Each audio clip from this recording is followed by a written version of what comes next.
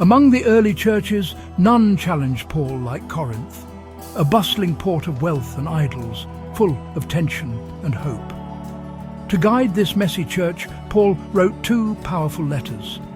This is 1st and 2nd Corinthians, wisdom for a divided people. After planting the church, reports came, factions, pride, and confusion. In 1 Corinthians, Paul calls them to unity under Christ, not personalities. He centers the cross, God's power that overturns worldly wisdom. He confronts sexual immorality, urging holiness and a redeemed witness.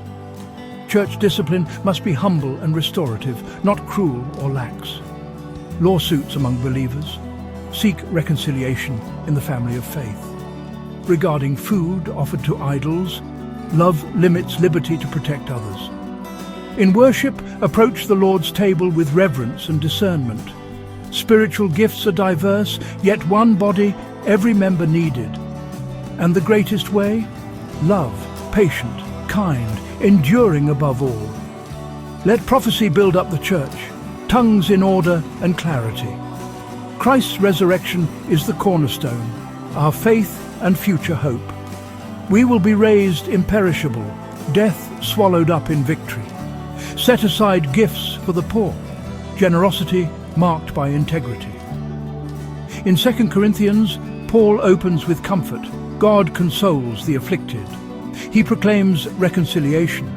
In Christ, the old is gone, the new has come. The new covenant surpasses the old, unveiled hearts beholding God's glory. We carry treasure in jars of clay. Power belongs to God, not us. Hardships authenticate His love, beaten yet devoted to their growth. Excel in this grace of giving. God loves a cheerful giver. Paul's thorn taught him when weak, then strong, grace is sufficient.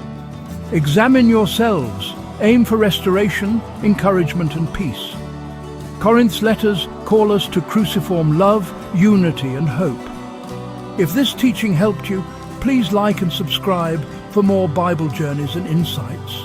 And don't forget to visit our sister channel, Angel Culinary Kitchen, where you can learn how to cook delicious restaurant-style meals right at home.